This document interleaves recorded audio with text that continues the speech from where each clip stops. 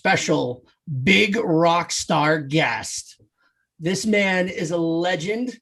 He has played with some of the most awesome rock bands ever. This man is Mr. Rudy Sarzo. Welcome to the show, Rudy. Okay. Yes. How's everybody doing? Where are you coming from or right now? Where are you at right now? Each one of you. Tucson, Arizona. No, I'm in the bedroom. Tucson, Arizona. Arizona? Yes. I love Arizona. Oh, God. Yeah. Spend a lot of time there with friends, Yeah. Where are you at right now? I'm here. In an undisclosed location. California. Yeah. No, I'm in Los Angeles. Woodland Hills. Mm-hmm. Woodland Hills, California, which is I am Calabasas adjacent, which is home of the Kardashians. Oh. So you can tell that I am very fancy. There you go. So let's do the deep dive. You've been in some amazing bands. You've been a part of my life since I first started listening to music. Because I remember that crazy dude is playing his bass upside down in that music video. And ever since then, I've known your name. And we're talking about Quiet Riot. Well, I was actually playing like that back in bars 10 years before that. Right. That was like I grew up playing top 40 in bars in Florida in the really like from 69 on until like 74. That was like 5 years of solid playing in bars, top 40, which meant that six sets, 45 minutes on, 15 off. And by the time you are going into set number 4 and 5, you're basically repeating set number 1, which you just played like 3 hours before, but it's a new clientele. And by then they're already smashed. So they don't know the difference. So are you? Really, no, I wasn't. Okay. No, I can't recall actually seeing a working 6 sets a night, 45 minutes on, 15 minutes off musician in my band or anybody else's band that I play with smash, because you can't. You will get fired immediately. Mm-hmm. So that's an ethic that you learn very early on. Don't be smashed on stage. That's a lot of songs to have to remember for a set. So, I've had friends that played in cover bands and, some of them just got to a point where they were like, to hell with it. We can get away with being smashed. But then there was the others that were like, they needed to be completely sober so that they could remember everything that they had to play. If it's illegal to operate a moving vehicle under the influence, you should have the same respect for your instrument, because when you're taking a journey musically, and are you guys musicians? I played the flute in high school. As long as you play the radio, you are a musician. Right. Okay. It's a journey. I don't know about everybody else because I can only give you my perception, because this is all I know. When I grab an instrument, to me, it's like I'm going on a journey here. I'm playing music and it's going to take me somewhere, and when you recreate, we do 2 things as musicians. We create something completely new out of the ether, right? Mm-hmm. And I call it the quantum field. You go out there, you get stuff, and you come back and say, okay, I got this. Okay, which is the same place where all composers go to. How do you do that? Are you saying that you go into a dream state and that's where you get your ideas for your compositions, or are you meditating to get this? No, it's the same place that you go to when you either create or recreate, because I got to tell you, I'm in the same frame of mind when I'm on stage performing something that either I have recorded originally or somebody else has recorded and I'm recreating it. Now I'm going in the same place or the same state mentally. I'm listening to the lyrics. I'm feeling the energy of the audience. I'm feeling the energy of the guys in the band. It's an event that is occurring. And once you have an audience, I mean, I can go into the details of like, we as fans, because I've been a fan longer than I've been a professional musician. So I've been to concerts longer than I've been to my own, to perform in concerts. Right. And it's the same. It's the same for all of us. We are, let's say back in the day when music was getting played on the radio, let's say Rod Stewart was coming into town and he's got a song called Maggie May. And I go, I love that song. And radio is playing it more now because he's going to be there by the weekend. So every time you turn on the radio, you listen to Maggie May. And even if you didn't care about her the first time you heard it, if you listen to it long enough, you're going to go, oh, this is a cool song, because now you're associating events to that song.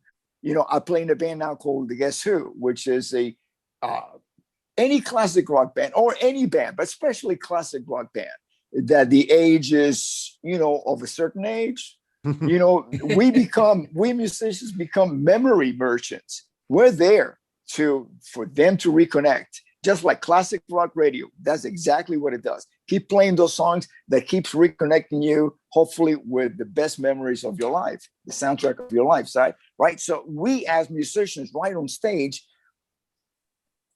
and this is something that you might not even be aware of. The younger the band preserves themselves and still are that age. I'm 70 years old. So I stand in front of... You look amazing. Well, it's a lot of money that goes into this. He lives next to the Kardashians. Come on. Yeah, that's right. We trade secrets, between the Kardashians and me, beauty secrets. But going back to that, I'm 70, right? So just like Mick Jagger and any of these older than, by a few years than me, get up on stage and they kick ass. Not only is it an inspiration, it's a role model, and it's they set the bar and they keep raising it. The older Jagger gets and the cooler he gets, the higher that bar raises. For guys like me who are pretty much right behind him, to say, you know what, I can do that. I can do that if I follow certain guidelines. Right. Eat properly. Don't. I haven't had a drink in 23 years, wow. And but it's natural for me. For me, it's natural. Listen, if you basically follow the same rules that you did when you were a toddler, or for the time that the pressure of your peers force you into doing certain habits that are going to have consequences at the end, if you go back to that and follow the same guidelines, you're going to be okay, because that's what you were meant to do in life and to be like in life. Okay. So it's all about clean eating, exercise, drinking a lot of water. That's all you do I mean, you look so youthful. My goal is to one day look like you. Well, you already look better than me. So you win, Beth. I swear that was just Beth fishing. She gets the compliment. She knows she's the pretty girl. No, really. I want to look youthful when I'm 70. So that's my goal. And I want to do it naturally. It's very simple. Naturally. You just said it. Well, what did you naturally do when you were before your friends in school? And I'll give you my reference. I was never a big fan of the taste or the smell of alcohol, but what happens is you get used to it. The first time you take a drink or any drink, if you want to take a shot of tequila, you go like this, you make that face. Wow. Why are you making that face? Because it tastes horrible. but you start connecting things like now, I started drinking because I started going to clubs. And if I was going to be the only sober person there, I felt really out of place. I was like, wow, I'm not, and this little voice comes on, and, my hand and goes, man, be a man. Especially, I come from a Latin culture where cigars, coffee, and alcohol, they're the staple. That's the export. I come from Cuba, the Caribbean. And so it's like part of the culture. If you're Cuban, you're really a real Cuban, you should be smoking a cigar, drinking a shot of coffee, which I do. That's the only vice that I have. Cuban, espresso, coffee, whatever. And the other one is alcohol. So it's like you take that into consideration. You're trying to fit into society. You're trying to, go into manhood and what is a man. And I'm going, 60 years ago, advertising, which it's illegal now to advertise certain products, right? Like, Cigarettes, and cigarettes and there's a lenient, there's like a lightening up the advertising on alcohol too. They always put these messages: if you drink responsibly, and blah blah blah. Right? Okay, that was not the consciousness back in the 60s. It was the happy hour concept. And I know happy hour because when I was touring with Ozzy, I started like 40 years ago. We stayed on a lot of Holiday Inns, and Holiday Inns were famous for having happy hour, right? Mm-hmm. Right. So I'm staying in the hotel, and so there's all these business people going there, drinking the stress of the workday away before they hit the road, And here they are surrounded by all these, basically Ozzy is already, he's been on happy hour for about 15 years of prior touring with Black Sabbath, and I'll tell you, these guys, and that's another culture. And it's something that it was like, ooh, this is the next level. When I started touring with Ozzy, I played, we did shows in England, pre-production and things like that. So I spent a lot of time in England with an English crew. Now, these guys grew up with this. And back then they had pub hours.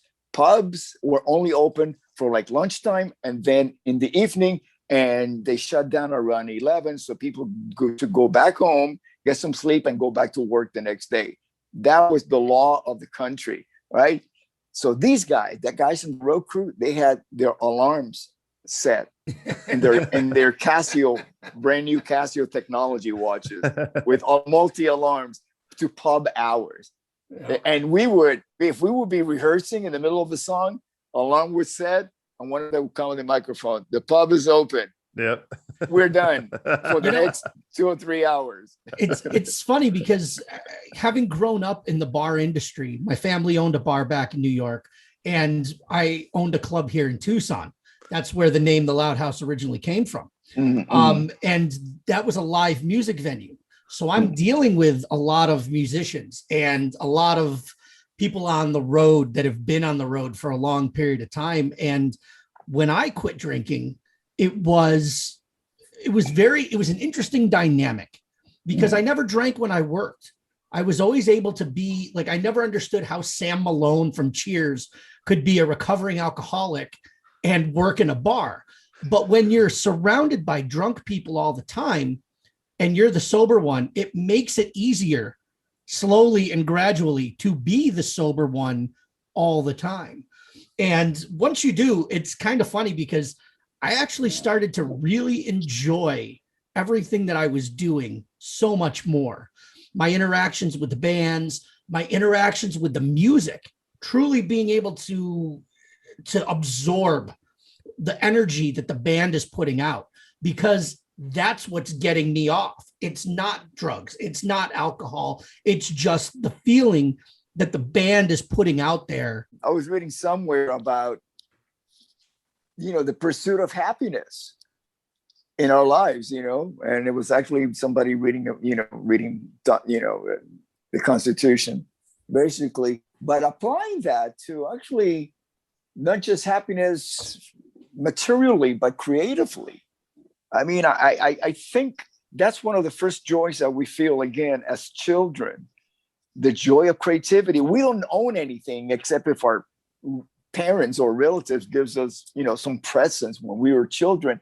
And to be honest with you, my experience as a child getting presents, we used to not get it on Christmas because in the Catholic religion, in Latin cultures, you celebrate the January 6th, which is when the wise men, get there and they bring I never got myrrh though, but they did bring the Whitesnake incense, frankincense, Right. myrrh. Never got the myrrh. I got a lot of frankincense though. but yeah, and it was like as a passing thing. You kind of like you open up the box, and sometimes more exciting about what's in it, what's in the box, and then you open it, and you go, oh, it's either gonna be like you're gonna be in awe because it's like incredible that you got this present, or kind of like, oh, thanks, and you put it away. But what I'm saying is the joy of childhood really, it's about creating, having that freedom that you have not been told enough times yet. You can't do that, or you shouldn't do that in school, or your parents, or whatever. You're just doing stuff because it comes natural to you. You're so connected with ether, like we were talking about, the quantum field, whatever, that it's like you're getting all these thoughts about, drawings and asking questions to your parents about things that you see, and you wonder. So that to me is the true pursuit of happiness, to be able to create. To me, being a professional musician is to be able to create 24/7. And not be in survival mode, because you can't create in survival mode.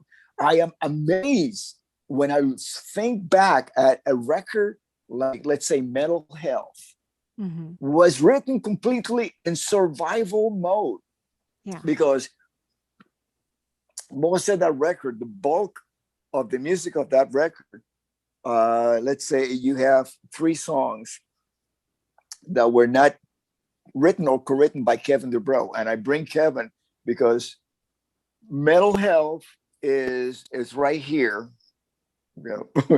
And here's the Quiet Riot version with Randy Rhoads. And in between, you have a band called DuBrow. Most of the material on Mental Health came from Kevin writing during the DuBrow period, because the band, as soon as Randy left, ceased to go as Quiet Riot. That was pretty much the end of that era of Quiet Riot.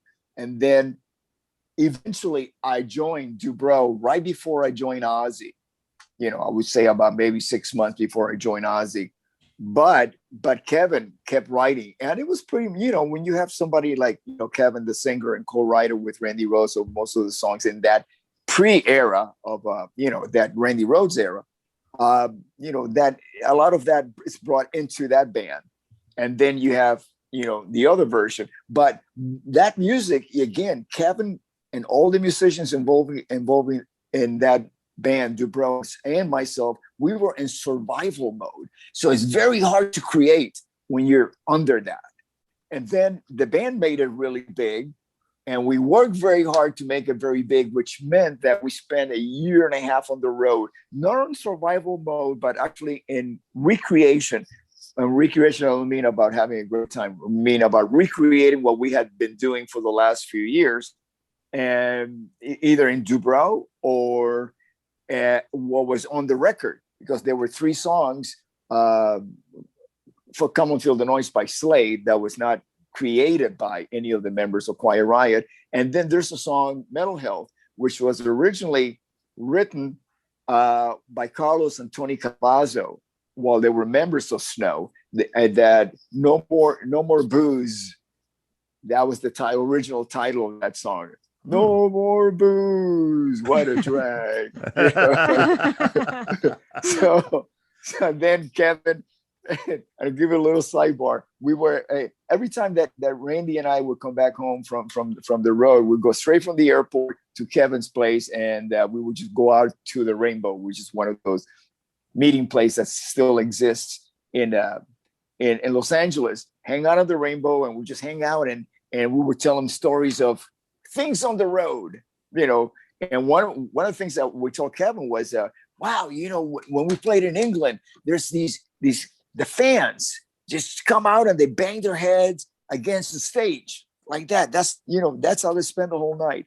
And so Kevin got, headbanging. Wow. So that became kind of like the backstory of bang your head, And so, that record, Mental Health, again, was created under total stress from the complete unknown. There was no real role model to follow of that record. All they knew was that it was capturing the spirit, the consciousness of the time into vinyl. And what was interesting about it is that the consciousness of the people involved in the recording of Mental Health, whether it was the band, the engineers, the producer, was collective. They embraced that, the consciousness that it was a very small consciousness locally, but it was a consciousness that was more in tune to what was already happening in Europe and the UK as far as the new wave of British metal. And I got to tell you, it really helped a lot to solidify Kevin's consciousness with the fact that Randy and I, we used to come over and tell him, this is what's going on over there. There's, we've been on tour with Def Leppard, this band Def Leppard, and this is what they do. Tour with Motorhead, this is what they do. This is what's going on with Iron Maiden. And, and all of that, because we were there. So we were coming back and Kevin would be surrounded in a city that the emphasis from the music industry was focused on new wave and punk. Meanwhile, we're coming, and say, hey, Kevin, this is what's going on, man. Just keep doing what you're doing because it's going to happen. It's going to make its way here eventually, some way, somehow, And so there are so many aspects to the creation of that record that was a little bit, that consciousness that was getting stronger locally, but also looking into the future of what was coming and materializing into one record. Now, once it was released, it captured, it created, it just built, it created a tribe. Yeah. It really did. It created a consciousness tribe from the fans that kept buying it, coming to the shows and vibrating at the same frequency, not just for us, Quiet Riot, but all the other bands that came after us that were coming from the same place, from the Sunset Strip. Quiet Riot's mental health consciousness was not any different than Rat's consciousness, Motley Crue, Great White, Wasp, Blackie Lawless. He had different incarnations because we were all coming from the same place, just like it happened with grunge, Nirvana. Nirvana's consciousness was not any different than Pearl Jam's or Alice in Chains. It was exactly the same consciousness, part of that, but one had to come out first. Being a musician, and I actually had a band at that time with John Five before he was a number. He was just John Lowry, Johnny. He was like 19 years old, and Richard Danielson, the drummer from Vintage Trouble. He's been in that band from day one. So these are guys that went on to do pretty good for themselves. Right. But we had a band called Sun King. And we were signed to Giant Records, Irvin Azoff's label, and all of that. And that's one of my major lessons that I learned. I think everybody learned from that. In the band,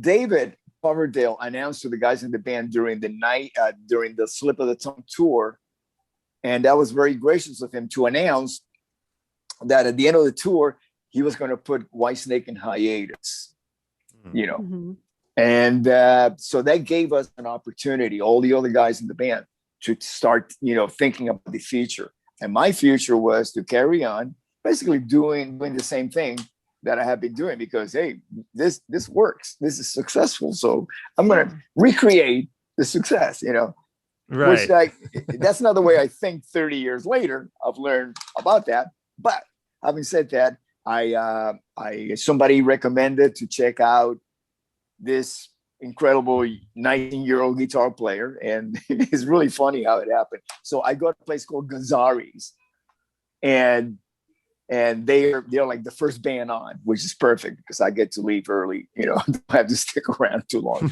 So they, you know, they announce, here's these guys, and down comes the guitar player, and he starts doing a guitar solo, and he's 19 years old, and he was amazing. And I'm going like, wow, this is really, this kid's got balls.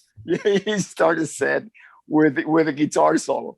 Now, and so I was sold on him. Now, later on, I learned that the reason why he started with the guitar solo is because the singer in the band got injured from the dressing room to the stage, and he could not go on immediately. He had to get bandaged up.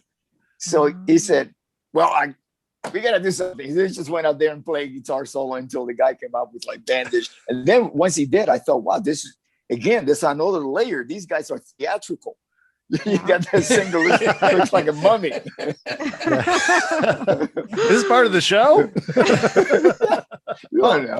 I mean, you've had the privilege of playing with like some of the most legendary guitar players that have ever walked the face of the earth. Mm-hmm. I mean, not only just Randy Rhoads, but I mean, you've played with Steve Vai and Adrian Vandenberg. I mean, I have to say, you've definitely been blessed with being able to have somebody that can help give you that quickening, you know, at all points in time, where it's always easier when you have somebody else that is on that equal level of creativity that you are. You know, there's a reason why, you know, Lennon and McCartney were successful. They worked well together, but not necessarily as well by themselves. Sometimes you need that other person that just brings your game up a bit. Yeah, I'm glad you brought up Lennon and McCartney, because, you know, that's whatever happened to them between Liverpool and the time they went to Hamburg, and they played that same, you know, they basically did a compressed version of what I did in 10 years. Yeah, about 10 years playing clubs. They did that in a very short amount of time. So once they left Hamburg, something happened that developed them not only as great musicians, because they put so much time playing. I mean, they were playing just about day and night. They had like afternoon shows, you know, and 7 days a week, you know, and it was just all about playing. And you can do two things. You can actually just play and not learn anything from what you're actually playing, which is cover songs, or actually sit down, break it down, and say, what makes a song a hit? Why am I covering this song in a bar where people are enjoying us playing this song? Because, you know, when I used to play in bars, we once in a while we threw in originals, and you could tell that our original sucked, because all of a sudden the dance floor would empty, and people would start like talking to each other and go grab a beer. I reference clubs more kind of like the minor leagues, not because the minor leagues really prepare you for the major leagues. Mm-hmm. You know what I mean? It's like if there was no minor leagues, where you know, first you the coaches are there checking out who's the musician, who's the athlete that can actually make the transition now to the majors, you know, and this is where the competition really starts. You know, this is where competition breeds champions. I've been listening to certain mentors, you know, motivational speakers speak out against competition, not being part of nature. But then again, you know, men and women, human beings, humans, we're a little bit different than every other creature or creation that God has made in this planet, or our perception of what we are, who we are, the creation, you know. So we have certain qualities, for better or for worse. First of all, we have free will. Mm-hmm. We have free will. You know, a tree doesn't have free will. A tree, the seed, you know, or planted and stays there until something happens. You know, so we have free will. We can go across the street. the tree cannot move itself across the street, you know. So there's a certain reason why human beings, we have these abilities that other creatures don't. I mean, if you put all the abilities that we have as human beings, all the choices we can make, and you compare that to other creations in our planet, we have the most possibilities of any species. Since Florida does not have a music industry for rock and roll. Yes, they have a Latin industry, but not a rock and roll Anglo music industry. I had to leave. I had to go specifically to an area, not just LA, but I had to move near or right off the Sunset Strip, because there was only one bar on the Sunset Strip called Filthy McNasty's that now is the Viper Room. That was top 40.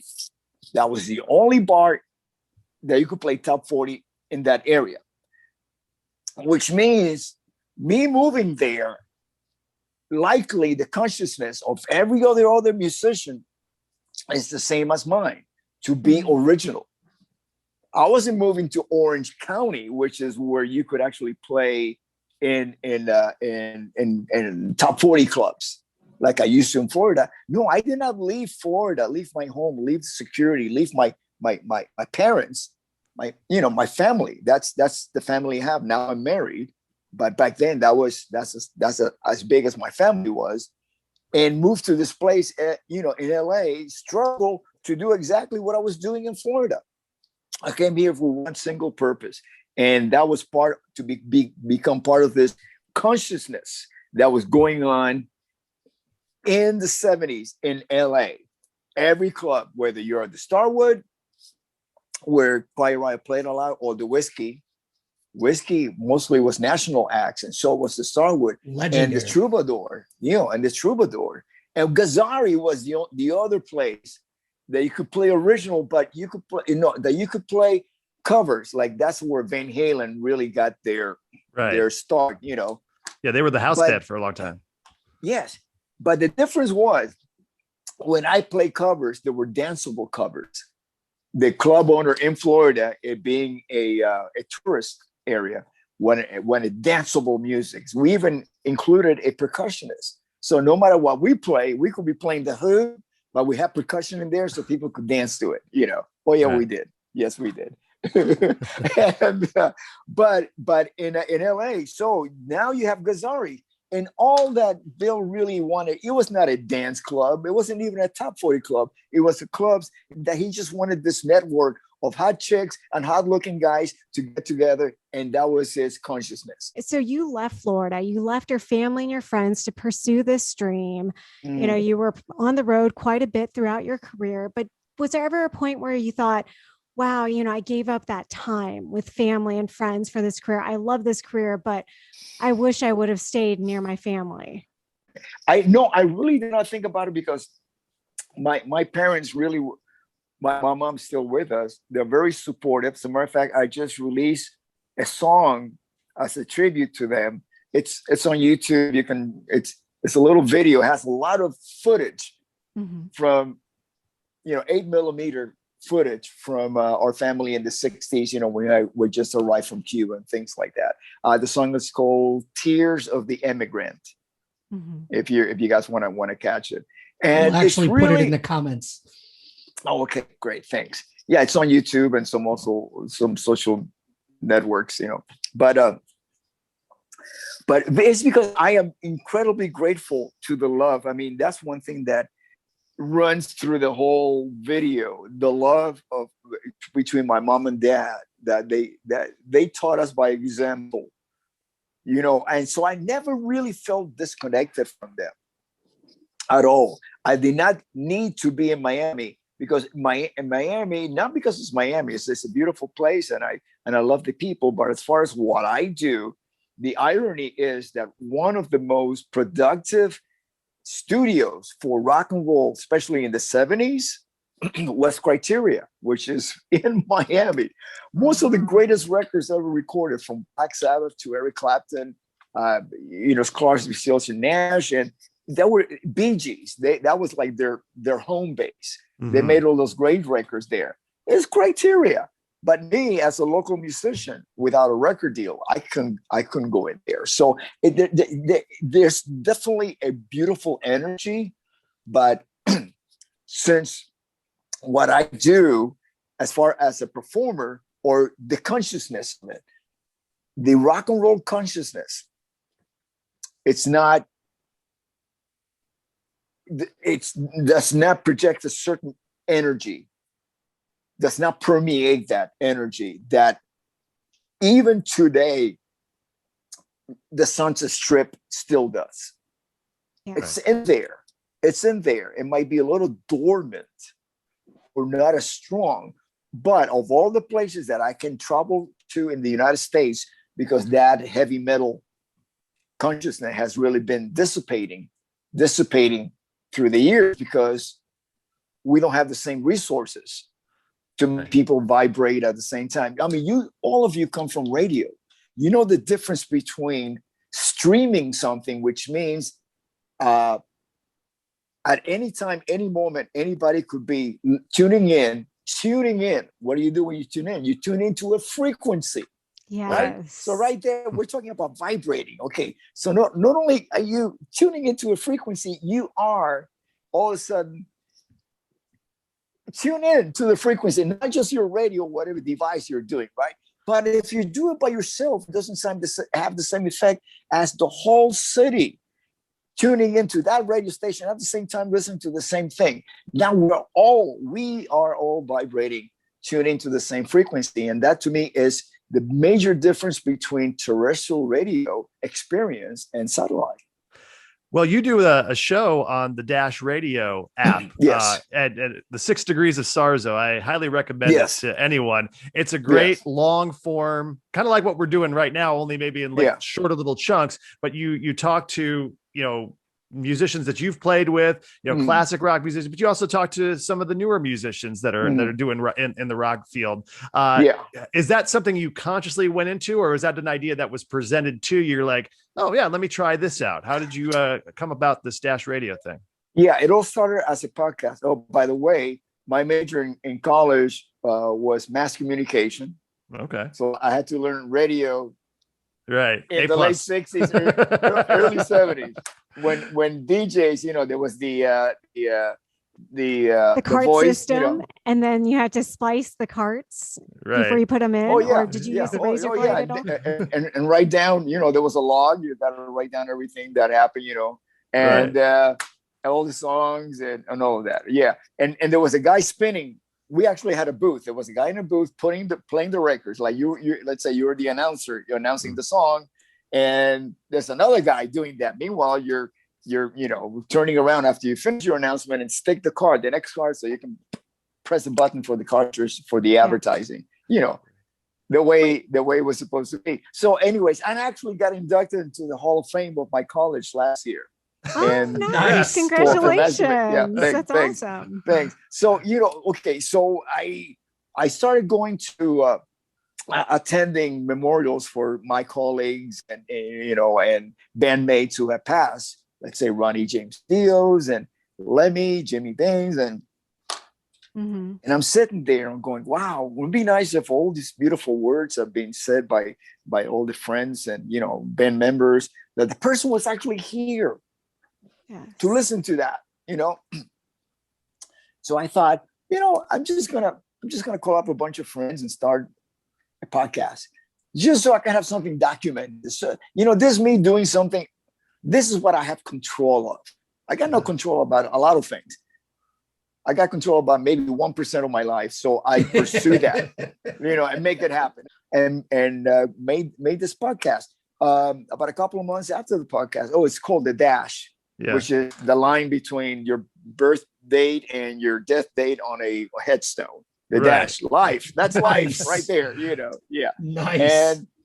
And so I get this call, like a couple of months later after I've been doing this, from the CEO of Monsters of Rock Radio, which is the same brand that does the cruises and the festivals. They're just doing one right now called Monster on Mountain, because they were not able to do the this year the cruise. So they figure, well, we're going to do a show inland, open air festival, and so I got a call from Harlan Henriksen, who's an old, he's been around on radio for a long time.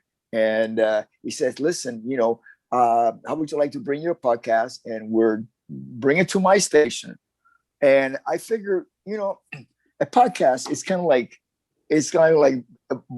message in a bottle. You're in a stranded island, you throw it out in the ocean, hopefully somebody's going to find it and read your message, but a radio show in a station like Monsters of Rock radio station, and it's streaming, but it's not on demand. Right. And but I'm gonna give you more information about that. Okay.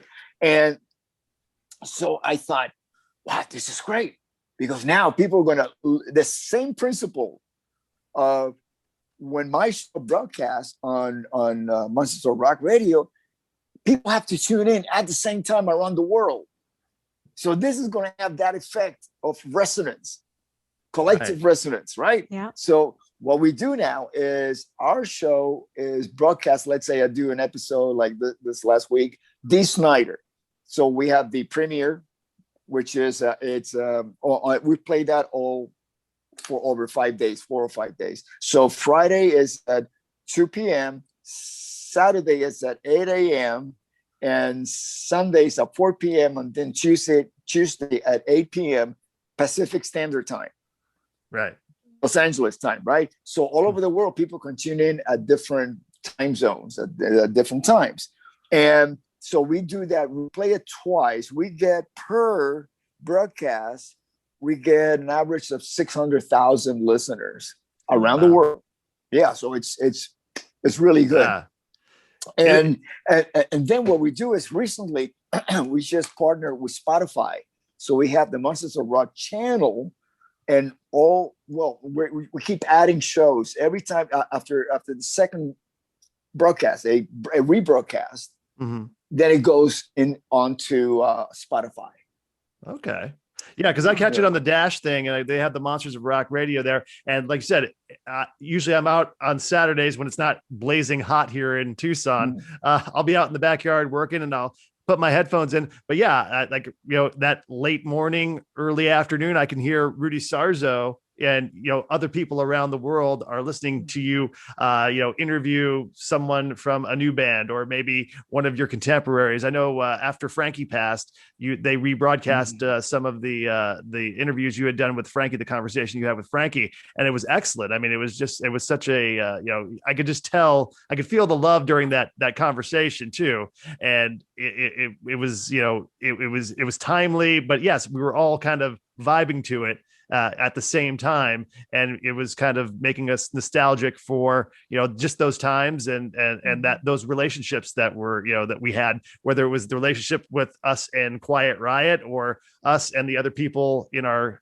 orbit during those times, and it's a really, really unique show, and I really enjoy it. So I wanted to make sure that we mentioned that during the podcast today. Yeah, thank you. And the single purpose that I have for doing that show is to document, oral documentation of the artists, their own perception based on their experiences of something that a lot of people might connect with, and I connect with, because it's our conversation, and I always approach our conversation from being a fan. Dino did bring up Frankie. What do you think about Quiet Riot continuing on without him? Oh, I got to tell you, and the best answer I can give you is I know from my own experience how hard it was to put the brand, the name Quiet Riot, into the consciousness of a generation. It's a lot of work. There's a lot of work that went. I mean, we as humans concentrate on landmarks, whether they're headstones or great moments in history, landmarks, and people, that Quiet Riot record that went, first debut metal record to go to number 1. Before we got there was a lot of hard work, a lot of things that we had to overcome, especially the challenges from the industry itself that did not accept us. Not only they did not accept us, they told us that we were wasting our time and energy, that this would never, ever happen. And this is with the record Metal Health in the can, as we were reaching out to potential managers and, you know, and people that we needed to, in order for the machine to roll of any band. Nobody wanted to do it. We had to convince the original Quiet Riot manager from the Randy Rhoads days, Warren Ettner, to come out of retirement to manage us, you know. And this is with a record that within, let's say that was about February. By November, it reached number one. So there was a lot of hurdles. And then after that, you know, there was a lot of ups and downs that the band had to endure. And at the end of the day, it's all about the music. Yeah. It's all about the songs. So listen, you know, every single incarnation of the band Quiet Riot, I felt very, very close to emotionally. And I really appreciated it, because it's all I can do is look back at all the hard work. And the last thing I want to do is to see all of that just fade away into obscurity. So as long as people show up to listen to the music and enjoy it, that's a good thing. You talked about when you left Miami, you felt like you had to go someplace where your creativity was going to be, you know, where you're going to get that quickening. You're going to be around people that are playing what you want to play. What made you choose LA instead of New York, for example?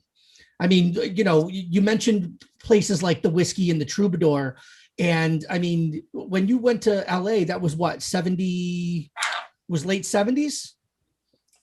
I went 3 times because I kept running out of money. Well, I was just trying to gauge like what was the draw to LA rather than trying to go to, like, say, New York, where you've got CBGBs, and it's, I mean, similar energy in terms of levels of energy, but completely different styles. Like I've seen a couple of younger musicians that I worked with here in Tucson, and there's 2 particular guitar players where I was like, this one needs to go to LA. And if he goes to LA, he's going to end up getting all of that. He's going to get that quickening. He's going to get that jump start that he needs. Whereas the other one, I was like, you need to go to New York. You need to suffer. You need to feel it all, because it's part of their personalities. That's why I said, you know, oh, you're very LA and you're very New York. And, you know, but I mean, clearly you've got a much brighter personality, like than the average New Yorker. Most of us are a little bit grittier and a little bit more rough around the edges, and you've got a way more positive attitude. Most New Yorkers need to suffer for our art. So it's just, what made you choose to go left instead of going north? I'm from the Caribbean. I prefer warmer weather, you know, to begin with. You don't have to shovel sunshine. It was that simple, right? Yeah. I mean, in the video that I was telling you guys about that I just released, there's a lot of footage of my family in the snow. So because we were relocated by 1963 to West New York, New Jersey. So I live in Jersey, across from the Hudson River, and for many years. So I'm very familiar. I mean, I love New Jersey. I love the East Coast. I get more done in New York City as soon as I just hit the street in one day than I do in a week in LA. Well, first of all, I can walk anywhere in the city. Yeah. And you're not allowed to stand still in New York, because if you stand still in New York, you're going to get trampled. Yeah. You got to move. You got to keep moving forward. Here's my secret.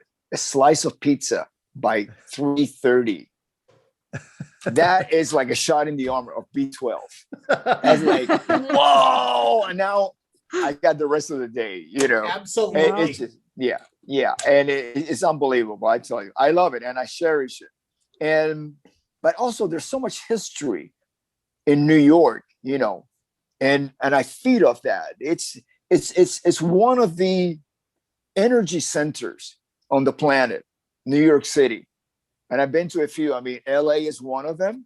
New York City, San Francisco, right? San Francisco, yeah.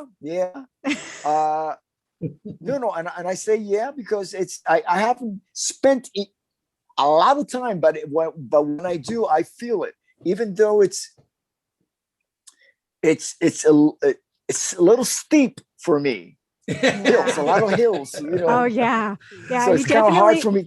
You definitely don't want to have a stick shift in San Francisco. I used to drive stick shifts in San Francisco and my brakes were going out, which was not a good thing. I was always worried I'd roll back.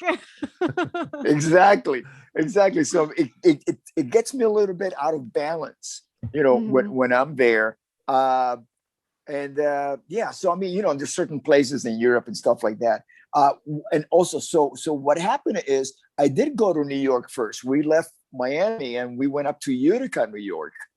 This is my neck of the woods. Yeah, 75. And as a matter of fact, are you familiar with Utica? I'm from Syracuse, which is only, 45 minutes away. And I mean, your good friend, Ronnie James Dio he was only a half an hour away from us in Portland. So Portland, yeah. And that's my stomping grounds. You want to hear a little sidebar here. Once I got on Facebook and all that, my family from Italy, Sarzo, started to connect with me, right? And I come to realize that Ronnie and my family in Italy come from Padua, which is right outside of Venice. Yeah. So somewhere along the line,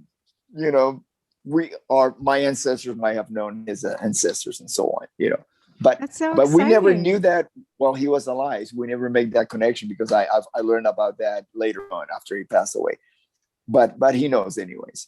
And so going, what we went to Utica, and then my brother got married to the keyboard player at the time, his wife Susie, and then we left that band to do something else, and then he settled in Paramus, and then I decided, you know what, I'm just going to keep going because now, I felt like now I'm in the way here. My brother's married, and he needs to start a new life by himself. He needs that, and so I left. I met some guys that were looking to put a band together. I met them through a newspaper, whatever it was, the local New Jersey, little magazine where musicians put up ads. I met them and just went out into the unknown. And we wound up in LA in different, a few years later, a few of us, that's like a story in itself. But that's how we wound up in LA. It was just a matter of consciousness. Now, meanwhile, my brother was working in New York. As a matter of fact, he was working with the Jimmy Iovine a lot, and he was the guitar player for an artist named D.L. Byron. So he was part of the New York scene, and then something happened that he decided to move to LA. Again, probably weather related because he had a house. I mean, he was pretty much set working in LA, but it was happening in LA. Things were really happening, over there in 83, 84 when he decided to move to LA. Well, and I mean, you definitely, if you had stayed in New York, you would probably have not been in a band necessarily the style of a Quiet Riot and into that inception of metal, because I mean, the history of New York, I mean, geez, in that period of time, that's all about CBGBs. It was all about the new wave and the punk rock and just that dirty, grungy, feeling of New York. So it was considerably different. Like I've noticed that you definitely don't get a lot of, the songs coming out of LA are getting on your motorcycle, cruising after chicks, having a good time. Whereas New York, it's just suffering upon suffering upon suffering. It's cold. It's all the shoveling of the driveways. And if you lived in Utica for any period of time, you know, Syracuse, Utica, and Rochester, that's central New York. And we just get buried under snow constantly. Central suffering. Yeah, exactly. Very centralized suffering. That's how I ended up in Arizona. Well, I was going to say, during your period of time of living in that area, is that how you connected with Ronnie? I connected with Ronnie in Los Angeles. When I lived in Utica, you mean? Yeah. No, I didn't. As a matter of fact, I think Ronnie was already had already been in Rainbow at that time. Oh, okay. Yeah. So he wasn't a local musician. So Los Angeles was kind of like a beacon, and you kind of had like this internal compass that kind of guided you there almost. Would you say? Yeah, not just me, but there were so many rock stars. I mean, I don't know if you guys are familiar with the Rainbow Bar and Grill. Right, yeah. The place I'm talking about. When I first went in there in 76, I believe. Yeah, 75, 76. Every iconic band who was just a band of the day, like Deep Purple, which still was not a legend yet. Neither was Led Zeppelin. They were like living legends in the making, you know. Right. You know, so we're talking about these bands like 50 years ago. Yeah. You know, they were just another band, you know, another great band, but just another band, you know. So they each had booths. There was the Who booth, the Led Zeppelin booth, the Rainbow booth, the Deep Purple booth. And me, as a starving local musician, all I could do was walk around, you know, hoping for somebody to invite me to sit down and have a slice of pizza or whatever, you know. And it was really interesting because anytime that any of those bands broke up, like let's say Deep Purple, somebody like Glenn Hughes moved to LA to start a new band. You know, unfortunately, a lot of the times the lifestyle got in the way. Because it was kind of like, okay, if you were in Deep Purple, and I'm not just going to name any names, I'm just going to say, as you know, the metaphorical major band, Deep Purple, right? And you have a certain lifestyle while the band exists and the band is selling out arenas and is functioning as a business. You have a certain lifestyle, right? So the band breaks up. You go back to LA. Now, what you're going to do is immediately associate LA with the lifestyle that you had when you were part of a band that existed and was huge, right? So you're going to have you're going to want to drive the same cars, stay in the same type of homes, have the same, entertainment that you had while you were a huge member of a huge band. But now you're starting all over again. So that gets in the way of your creativity because again, you're creating under the influence. And sooner or later, you start going into survival mode because what happens is, and I saw this a lot in LA, a lot of musicians got record deals, and the party didn't stop. It did not become about, wow, we got a record deal, finally. Now let's put this record out and make this the best record possible. No, it became about celebrating the fact that you got a record. Right, maintaining the old lifestyle. Yeah.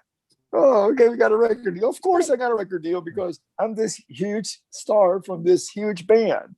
And that did not have very good outcome. Effects. But quite a few musicians have said that party lifestyle actually contributed to their writing style. I mean, Keith Richards is a great example of that. He wrote a song, when he hadn't had sleep for, I think it was 48 hours straight. He hadn't had sleep and he was doing things. And he said it helped him write a really creative album. So, I mean, what are your thoughts on that? This is my perception. Again, right? Okay. I just had one of my shows, 6 Degrees of Sarzo, I had Andrew Loog Oldham, the original manager and producer for the Stones.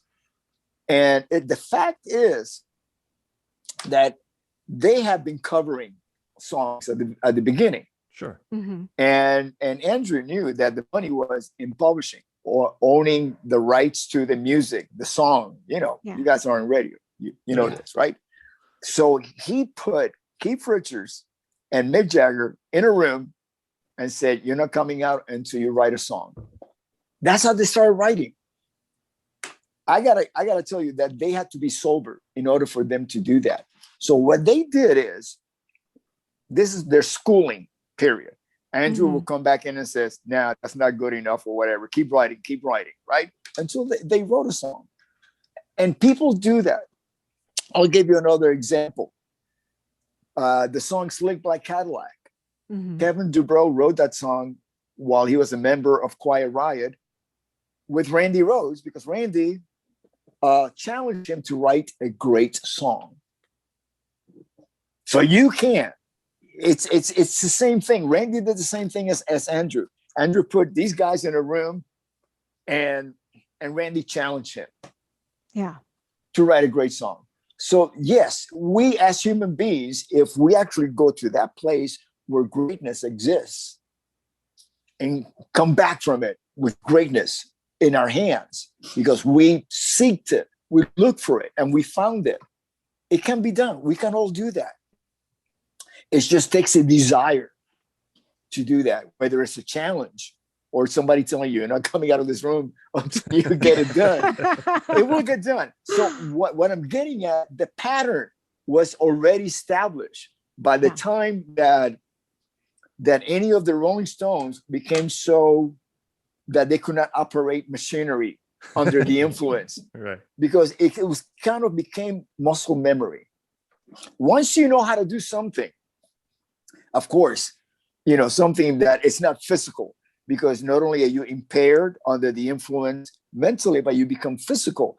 But still, a certain formula comes out that, let's say you're noodling, you got a little tape recorder, and you're under the influence, and you come up with some ideas. You know how to structure those ideas to turn them into a song, because you did that while you were sober. Oh. So maybe some of the creative spark could come under the influence, but the actual execution and the composition is done in the sober state, is what you're trying to say. Yes. Like, let's say if you're drunk and you're trying to walk, well, you're trying to walk like a person that is sober, not like a person that is drunk. You're trying to like mask the fact that you're drunk, right? Right. Because you first learn how to walk sober before you became a drunk, So you're trying to capture that, whether you're trying to fool a cop or fool your family, that you're drunk. Oh, I'm fine, I'm great, and you're trying to, do it the way that should be done because while you're sober, which is how initially you learn. That's how, because when we're toddlers and we learn how to walk, we look like we're drunk babies. Right. Okay. And eventually we learn how to do it right. Oh, okay. So basically, the difference, because you overcame being that drunk baby to actually, walk, to actually have a proper walk. So you know how to do that. And songwriting's the same. Songwriting is exactly the same. Yeah. Well, I mean, I was in bands when I was younger, and I used to keep my notepad next to the bed because I never knew. And it was every once in a while I'd have this weird thing where I'd wake up to go to the bathroom or whatever, and all of a sudden there'd be a line in my head, and just one lyric, and I just write it down and put it away and then go back to sleep. Next day I wake up and I'm like, what the hell? And be able to go, okay, I can write off this. I can come from this one line. I can structure something. I can build off of it. Sometimes it was complete garbage, but every once in a while there was a nugget, So I get exactly what you're saying. It's the catalyst for the spark might be one thing, but actually building on that, you have to do it a different way. Yeah. Makes sense. Yeah. I mean, you somebody like, by the time the Stones wrote something like Satisfaction, they knew the process. Right. Okay. Like McCartney claims that he writes a song every single day. It's because it's not only does he know the process is a part of him as a human being. It's like breathing, the process of writing. Or an athlete, yeah. Or an athlete. Yeah, exactly. It's the same thing. Yeah. With your personality, I mean, you're obviously, you can go in any direction, as we've seen over the last hour or so. You're not, it's not just music. You have other interests, you have other thoughts, but you have worked with some like really like high intensity, high maintenance type, especially the singers, personalities, Ozzy, Kevin, David Coverdale, Jeff Tate. Jeff Tate. Yeah. So do you think that the way that you are, your personality works well with those types of personalities, and that's what makes, a cohesive band unit, or a good working relationship with those type of people, and make success, I guess, too? I consider myself one of my best qualities, and it's understanding myself, because it's being teachable. Mm-hmm. And so when I'm around people, I'm learning about humanity, and I did a lot of observation, especially when I had just joined Ozzy, because I was entering a world that I had no reference to whatsoever. Right. I went from sleeping on the floor in Kevin DuBro's apartment to sleeping in the Sharon's family, Don Arden's home mansion in the hills, with having like any car that I could take. They were all Mercedes anyways. It just would you like the Mercedes or the Mercedes? Or maybe the Mercedes. Yeah. That's right. Don't touch the Rolls Royce. Yeah. That's the old man. That was the same. Yes. Yeah. Oh no. Yeah. That was it. And but I mean, they were so kind to me, and here I am.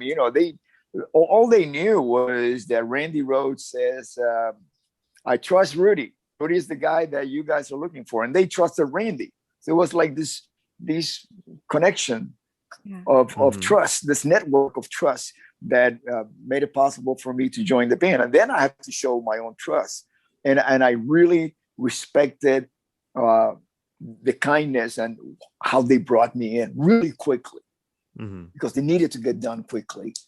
Find that new bass player, that was not going to be a bad influence on Ozzy, and was going to, he himself, myself, was not going to be, was going to be reliable to go up there on stage and do what I'm supposed to do, because this is the very beginning of Ozzy's career. So very quickly, they had to achieve a certain goal, which is, turn Ozzy into a bona fide solo artist, which is I would say it's impossible to have a metal solo artist.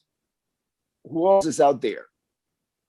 Right. Maybe Marilyn Manson, but that was later on. Ozzy created the metal solo artist.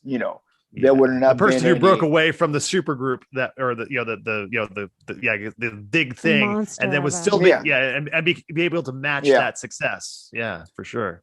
Not only that, at some point superseded. There's Ozfest. There's no Black Sabbath Fest. There's Ozfest. Exactly. Black Sabbath plays at Ozfest. Right. And others have tried it before. Jagger tried to establish a solo career that would be as big as the Stones or bigger, and couldn't do it. Robert Plant couldn't do it. Robert Plant as a solo artist is not bigger than Led Zeppelin. Yeah. Jimmy he was Page successful, but nowhere near as good. Yeah. Nowhere near. Yeah. Ozzy is the only one that was able to do that. To be at least as big as Black Sabbath. Ozzy as Black Sabbath or Black Sabbath, they go out and they sell as many tickets. That's true. This is, but that's something that I actually have. That's a point that I've kind of tried to make on a couple of conversations we've had for some of our discussions on the podcast lately. It's about the collective. It's not always about the one person. It's about who you surround yourself with. Like for example, you mentioned Robert Plant, and that's an amazing example, because the original lineup from Led Zeppelin was not supposed to be that. The idea was different than Bonzo and Robert Plant and John Paul Jones. It was supposed to be Entwistle and Keith Moon and Steve Winwood were some of the names that were thrown out. But if it hadn't been for those four people at that particular point in time, it would not have been what it became. And likewise, had there not been, the Randy Rhoads and Ozzy Osbourne, if it hadn't been that collective on that first album, Ozzy may not have had that solo career. Yeah. It was the right people that were with him to help as a catalyst to make that album.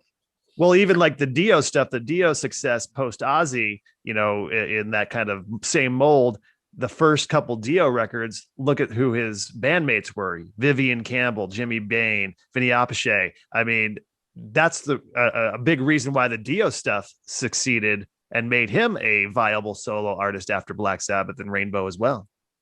Absolutely. Yeah. But after Randy Rhoads passed away, is that a big reason why you decided to leave Ozzy at that moment? It was the only reason. I mean, if Randy, my perception is based on what was going on that I experienced. Randy had given notice to Sharon and Ozzy that because he didn't want to play, he was giving them notice that he was going to leave after recording one more record, original material, and he was going to do Speak of the Devil, the Black Sabbath re-recordings, one more original record and a couple of tours, and he was going to go back to school and get his doctors in music, and because Randy was a music teacher before he was a rock star. But he was always a music teacher, no matter how big of a rock star he was. And but then that doesn't mean that at some point Sharon would convince him to kind of like what Zakk Wylde got to do or gets to do. He has his own solo career, and then he also plays with Ozzy. They make it work, Or then Zakk goes out there and plays Black Sabbath songs. Zakk Sabbath. All of that. It's all part of the family tree, And that is possible. That could have happened. But what Randy really got a little burned out, actually very, very burned out on recreating. He made two great records, legendary records, and then he spent the rest of the time playing the same songs over and over again every single night. He was ready for something new, some new creations that he thought, okay, well, I'm going to take some break. I'm going to make myself a solo artist so I can, or at least start getting into the studio session scene. There was a journalist, John Styx, that was really helping him out getting into that. So these were plans that he had while he was still alive, of course, and playing with Ozzy. And I saw that, but it was the tragedy of Randy's death that changed everything for me. It just took the joy out of playing. The tragedy and him not being there, and him not being there was a reminder of the tragedy. That's what made me leave Ozzy and go back to playing with Kevin and Frankie, who I had been playing with him for over 10 years. I met him in my birthday, November 18th, 1972, and we started playing. I mean, there's another story attached to that, but I just so I found the joy of music again in the complete unknown. I didn't know what was going to happen. All I knew was I was going to be happy playing music again. That's all I knew. I did not know about this record going to number one or whatever else we were going to accomplish. That's all I knew, and that's all I needed to know.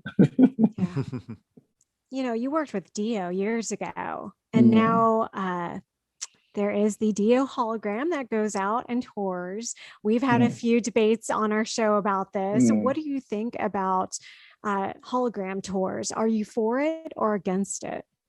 Oh, okay. I'm old enough that I actually got to listen to the first cylinder recordings of Caruso singing,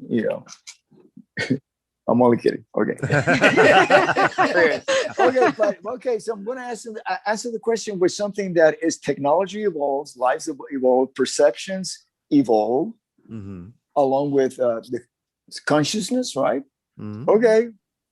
Take us back about 100 something years ago when Edison created the cylinder, the gramophone, as it was called back then. Right. And here you have Caruso, who before that, the only time you could, and I just picked Caruso out of the air here. The only time you could hear him is if he came to your town, performing in your theater, and you could actually get in because it could have been sold out, or you cannot afford it. You can't afford it. People, when I see in the movies depicting, the turn of the last century, they're always wearing tuxedos, of a certain class. Nobody's or you're wearing, a peasant. T-shirts. Yeah, or you're a peasant, exactly. And so it's a room full of like fur and tuxedos watching Caruso. Those are the only people that experience Caruso's talent up until then. Then you have Edison with this thing that you had to crank, and it's got that cone, right? And it sounds like this, but that became like, wow, that's Caruso singing, whatever. and now it's like it's acceptable. It's like now anybody at any time, again, it's like streaming. When you're not in the same theater, everybody's sitting there listening to Caruso. Now it's like, hey, I feel like playing Caruso now because I'm going to like sweep my apartment and I want to sing along, whatever. So it's like, now it's like, ooh, if you asked me the same question 110 years ago, I'll probably give you the same answer, which is, I'm glad that even though I could not afford, or I wasn't alive when Caruso made this little recording, that I can still enjoy his music, because this is all I got. Right. And so as technology advances, I think it still remains the same spirit. Like, I wasn't there, or I could not afford to be there at the time. I wasn't alive or whatever, but I still want to experience that. They've had these shows with Elvis on the big screen and a band. A lot of the original musicians still alive perform at these events, and they're playing, and Elvis is on big screen singing the songs, and the place is sold out. Right. Yeah. Because they want to, and again, is you want to vibrate, and people come to watch the Guess Who playing These Eyes. Now, when I'm on stage playing These Eyes, I might be smirking because at some point there's going to be a memory of a crazy girlfriend that I had, that I used to dance this song with her, and all these thoughts are coming. I'm in high school, and it's like, oh my God, I can't believe it. I'm playing this song with these guys, right? And it's the same song, you know what I mean? So you're having this quantum moment, you're connecting, and meanwhile somebody's in the audience going, oh my, and they're sitting next to their wife, and they go, oh honey, remember when we used to dance to this song in high school? My memory is completely different from theirs, but it's a memory. It's a connection. We have different perceptions of the same event occurring at the same time, with references dealing on the same time that we heard that song 50 years ago, 60 years ago. Wow, quantum physics. I didn't realize that we would be getting so deep into it. I was just about to say that. I was just about to go, quantum physics. Yeah, but when you got that degree back, when they invited you back to college there, did they give you a degree in quantum physics for coming back? No. I'm just a humble student of the whole theory of it. And you've been hanging out with Brian May. Is that what it is? You've been hanging out with Brian May? I'm not ready yet. I'm not ready. But having said that, I ran into Steve Vai right before COVID. I was doing an event called Sweetwater Music. I don't know if you guys know about this place that sells guitars online and stuff like that. Anyways, they have like their own NAMM show. They're based out of it's in Indiana. Okay. Anyways, oh, I'm just having one of those moments. Okay. So anyway, I mean, there's a lot of thoughts in my head going on. Okay. Fort Wayne, Indiana. Thank you. Thank you, voice in my head. and so I'm there with Steve, and he's there with his wife Pia, and we're talking, and he goes, "Oh yeah, we're just leaving for this science convention." Yeah. They invite people from all walks of life, and he said Brian May is going to be there, and he's going to be performing with him. So what he does is he gets together with these astrophysicists and doctors and scientists, Nobel Prize winners, basically. And they have a conference that we, human beings, the other percent of the human beings, we never know about. This is going on. And this is actually going on. So it's sharing ideas and sharing perceptions and thoughts and hoping to take advance whatever science that they field of science that they're in by listening to everybody else's ideas.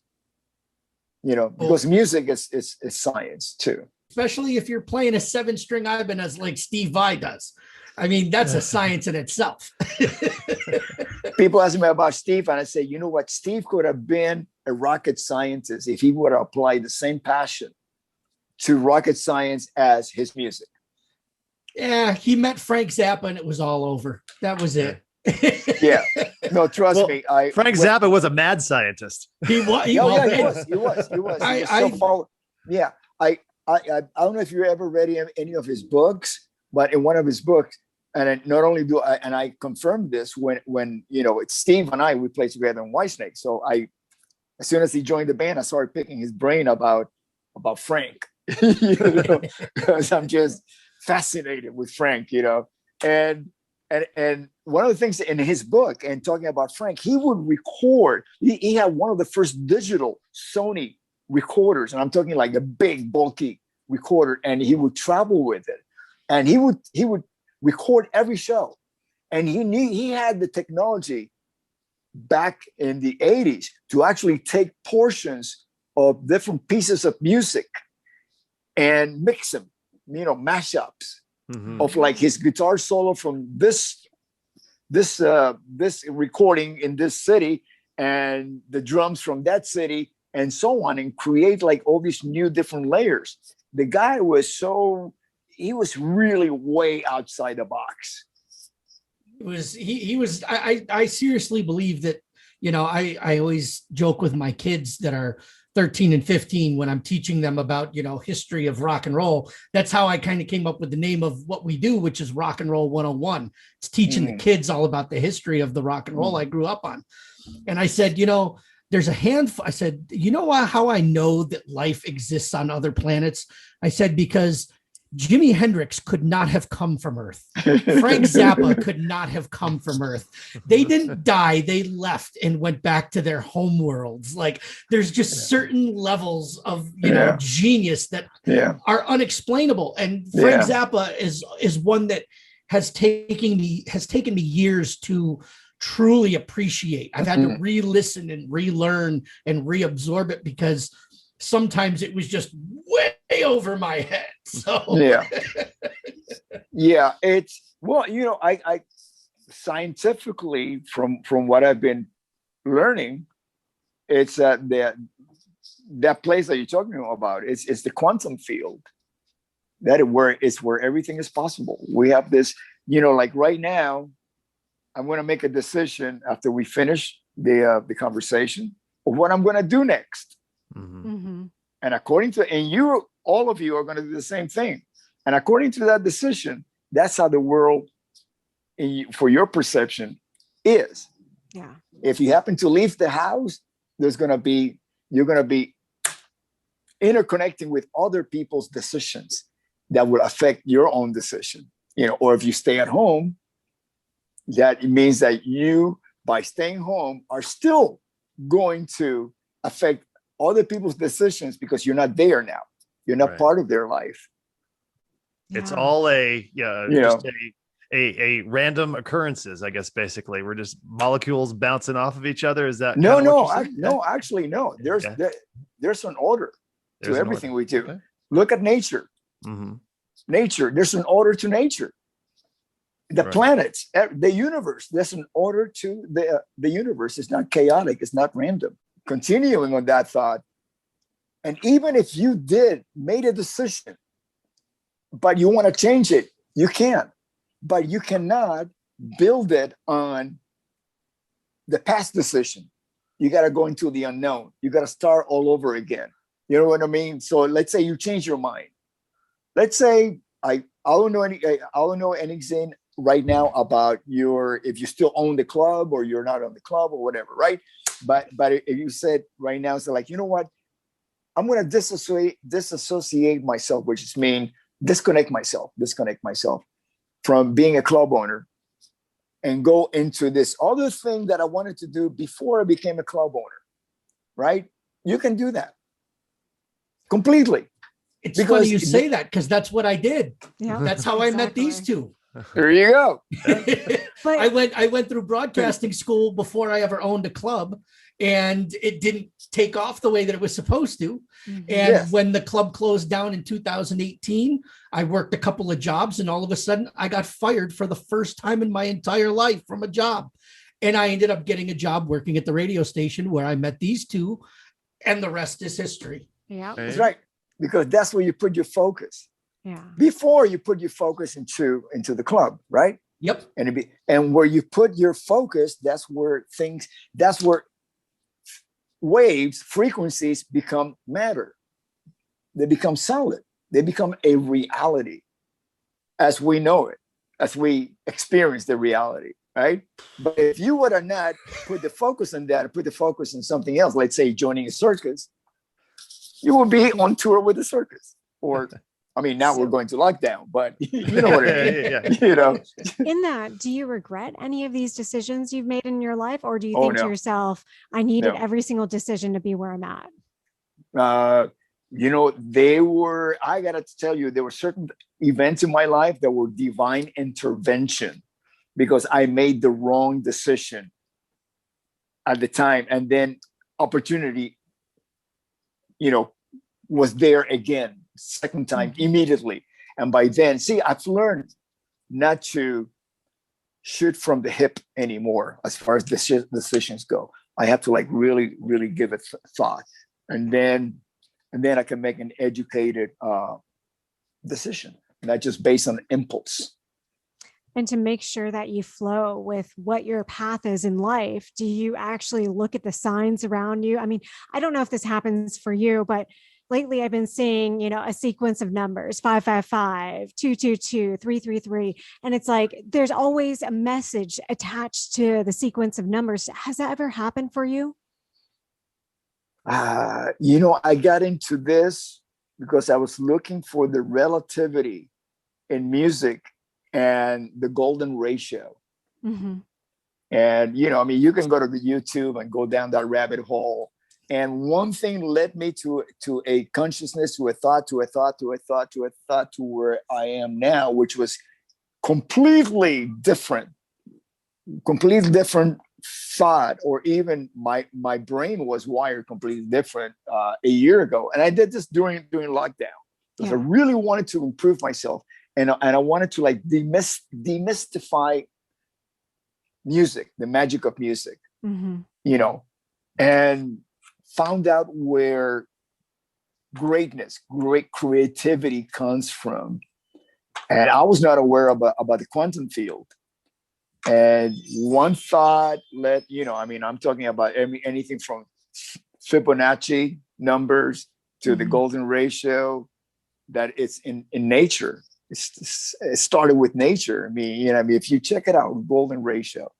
And from that, I went into, what else did I go into? Tesla. Yeah.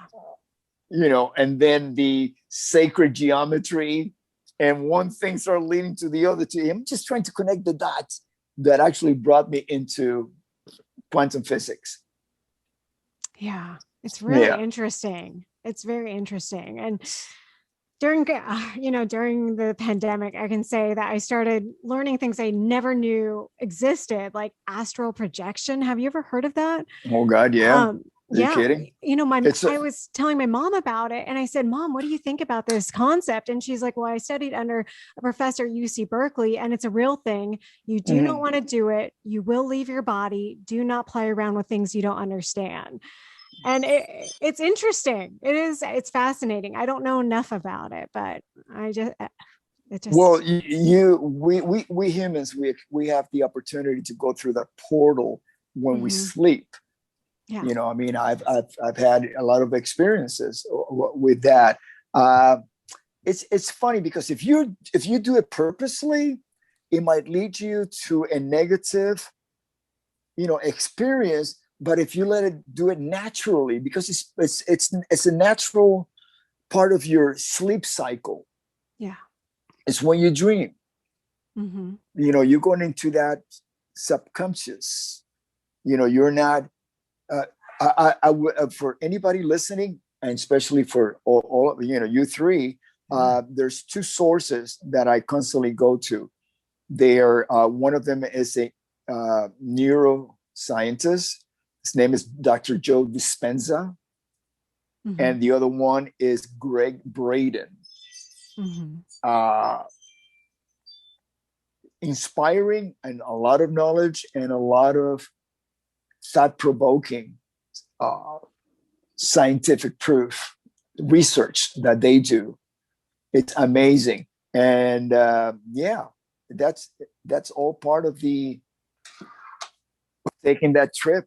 First of all, you have to become aware that this place exists, the quantum field, a place beyond our reality, where all reality comes from.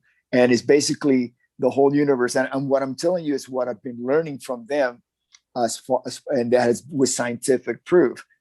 And we advance so much. Like right now, the whole theory of light that Einstein came up with a formula for, we've gone beyond that, because in Einstein's time, it was all about the speed of light was was the fastest speed that there was in the universe. And now they've gone beyond that, the speed of light. And one theory that Einstein did not gravitate to, and he called spooky, was quantum entanglement. Okay, with a Big Bang, when the Big Bang happened, everything that exists in our system was in the size of a pea. This is what scientists theorize, right? Yeah. And then the Big Bang happened, right? But just because they were connected, right? When it expanded, it's still connected, and it's called quantum entanglement. And it's at a particle level. And at some point, they're going to find that the particle is not the smallest quantity that they can find in the universe. They're actually smaller, because every time they split like a photon, there's going to be, not only are you splitting it, so you create two photons, and they've done experiments where you can shoot the photons like 7 miles one way and 7 miles the other way through fiber optics, and they would affect a photon on this side, and the one that was split has the same effect simultaneously, because we're all created. Yeah. We're all particle that initially we were wave frequency. And once the frequency gets acknowledged or witnessed, it becomes a particle. That's how we create things. And it starts with thought. Think about first man, the first inhabitants of this planet. One thought led to one thought, to one thought, to another thought, that we have the history of civilization. It was because people thought about how we're going to do this, whether it was for the better or for the worse. Because unfortunately, that's the history of humanity. There's about a construction and destruction, unfortunately, but that's because we have free will. We got free will. And I struggled with this when I was a child and raised Catholic. It's all based about God's will. And it was confusing. There's God's will, and then there's free will, which I can do anything, will be anything. And then I've come to realize, after studying, and giving it a lot of thought. This is my perception right now, that there's two. There's God's will, which is the laws of the universe, how things work, and they are in harmony, the harmonious laws of the universe, right? And then there is our free will to go against that. Yeah. You know, we can say, wait a minute. You know, that tree that God or nature created, I'm going to chop it down and I'm going to do whatever I want with it. I'm going to make a house, or I'm going to make fire, or I'm going to make a guitar from it. You know, that's a free will. Now, if it's harmonious, which means that, okay, I want to take that tree down, but then I'm going to plant another tree.